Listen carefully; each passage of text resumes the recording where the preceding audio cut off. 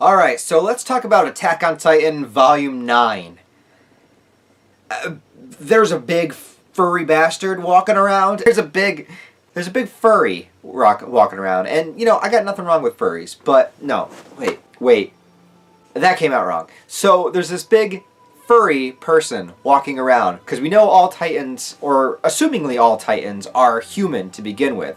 We have learned this fact that there is a human inside of the Titan controlling them like a flesh Gundam. We've been over this, so this makes sense that the Titan is here and can speak, and he also seems to be leading the pack of other Titans. And the also interesting thing that's happening about this is that the wall seemingly breached, where a bunch of Titans have kind of run in. It seems as though the wall was not breached. We see a group of characters go over to where they think the breach happened. They're not seeing any breaks in the wall or anything like that. So that leads me to think that all of these Titans were created here within the wall themselves. And it also got me thinking that the difference between the Titans that seem to have control, or in this case can speak, and the Titans that can't is perhaps, and then this is just a theory, perhaps human beings against their will can be transformed into Titans through some means. Maybe it's some sort of syringe injection, like what happened with Eren, or something a little bit different than that. I don't know. I haven't gone that far, but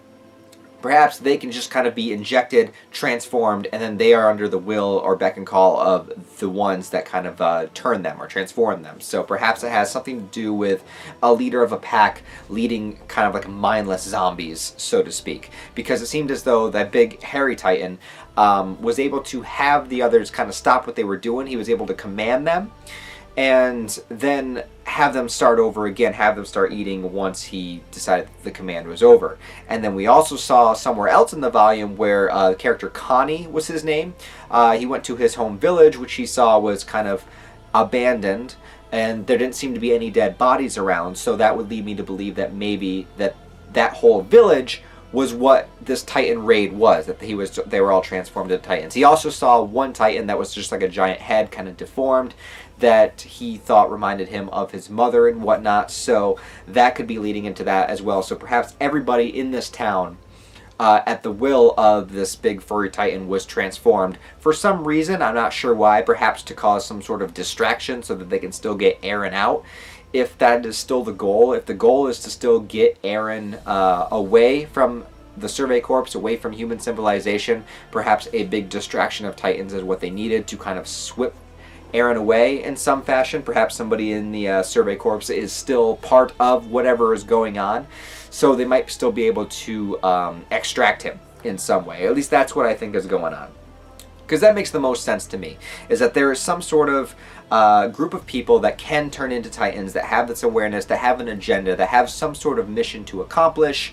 Annie is with them, the furry Titan is with them, and now that they know or are aware that Eren can transform into one, well, he would definitely be a hindrance to their plan if he continues to fight against them, and perhaps they're going to want to turn him over onto their side. So they probably need to get Eren. This is what I'm going with.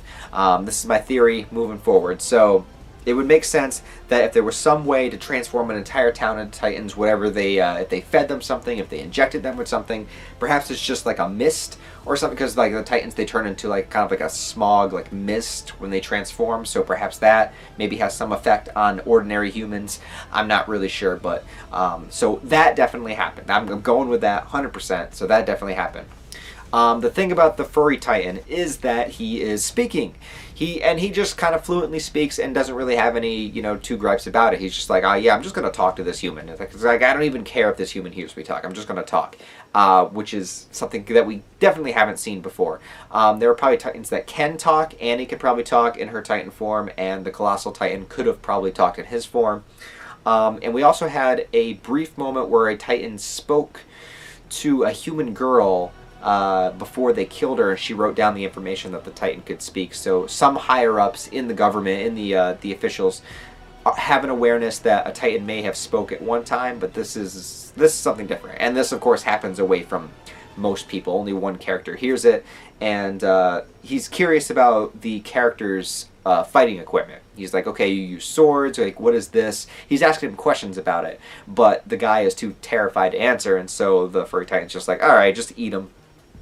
And then that happens. So That's what we get of him. Other than that, we see him kind of scaling the wall. He climbs it to kind of like a, more ape-like to get over the wall at the end.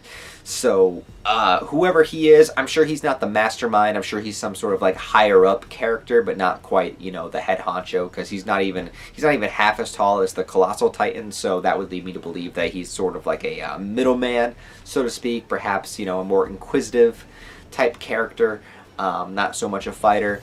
But I don't know. We'll see where that goes moving forward. So other than that, Eren and the main cast, not much happens with them in this volume. They're basically just kind of in a standstill right now.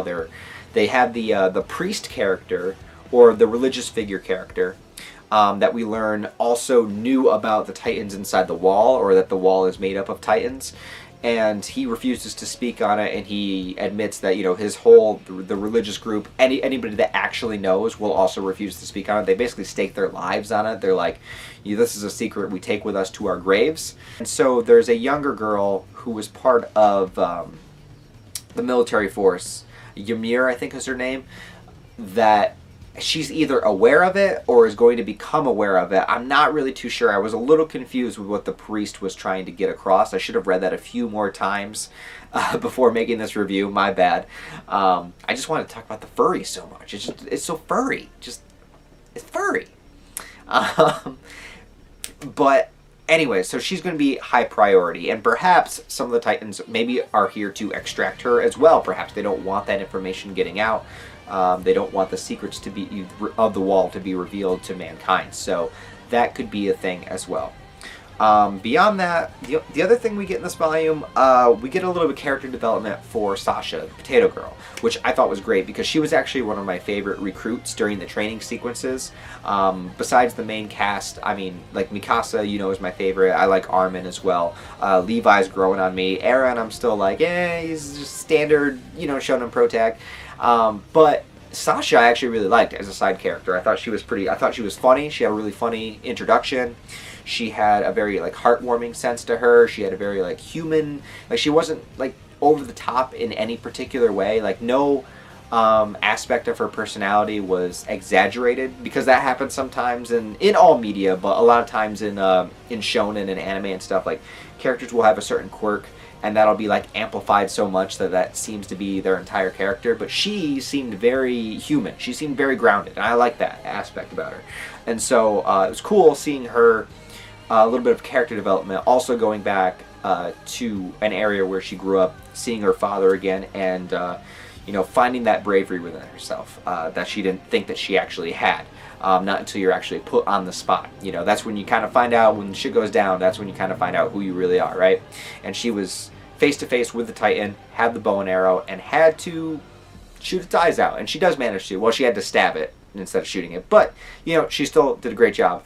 And, going against how she was so angry that they would have had to, open things up for other people to begin with from her past and whatnot, how she was arguing with her father, and now she's here and she's protecting everybody, and she's realizing that we're all part of one collective whole. Humanity as a whole needs to survive. We can't be separating, this town and that town and this group of people and this group of people, even though that's just what humanity does in general. There's always a class system. There's always, hatred and bigotry and racism and all of these horrible things that just exist. As long as humanity just exists, we got to interact with one another. There will be prejudice and bias that just kind of comes out, and it's part of humanity, but it's a part that should at least be attempted to be overcame. And I feel like with her, it was that when she was put in that situation, she knew, bam, it doesn't matter anymore. I got to protect. So I thought that was really cool. But other than that, we didn't really get too much more in this volume. Like I said, not really anything happens with the main cast. They're kind of stagnant this volume. So I think that they're going to be looking for Ymir. I think that's where Eren and Mikasa, Levi, that's where they're going to head. And then we also have the characters that are scattered. Like I said, we have Connie over here in his village, and we got Sasha, and we got a couple more characters that are scattered. So we'll see what happens with that. Other than that, yeah, I don't know. I really don't know. Like I said, I think there's some sort of mastermind plan going on. There's conspiracy theories galore, but I don't really know what the overall intention is. The intention that I'm getting is that they need to get Eren for some reason to explain something to him or to incorporate them on their side. But other than that, I don't really know the extent of it, because if we could just like turn all humans into Titans like that, why hasn't it been done before? Has it been done before? Is this just a one-time thing, or are we expanding? Is the human into Titan juice getting stronger so we could like do it more frequently? I don't really know. I'm at kind of a loss, so I really don't know what the intentions are. But hopefully, moving forward, I'll find more of that out. Anyways, guys, tell me what you think about Attack on Titan Volume 9 down below. Just as a reminder that I haven't watched the anime, or I don't really know anything moving forward other than like tiny little bits and pieces, so it's all new to me. Thanks a lot for watching, guys. Please give the video a like, give it a thumbs up, comment if you want, because more interaction with the video is better for the channel. Also, thank you so much for watching, and if you want to subscribe, you should do that also. If you don't, it's okay. I'm not going to hold it against you. We can still be friends. But you should probably subscribe, because why not? Anyways, I'll talk to you in the next video.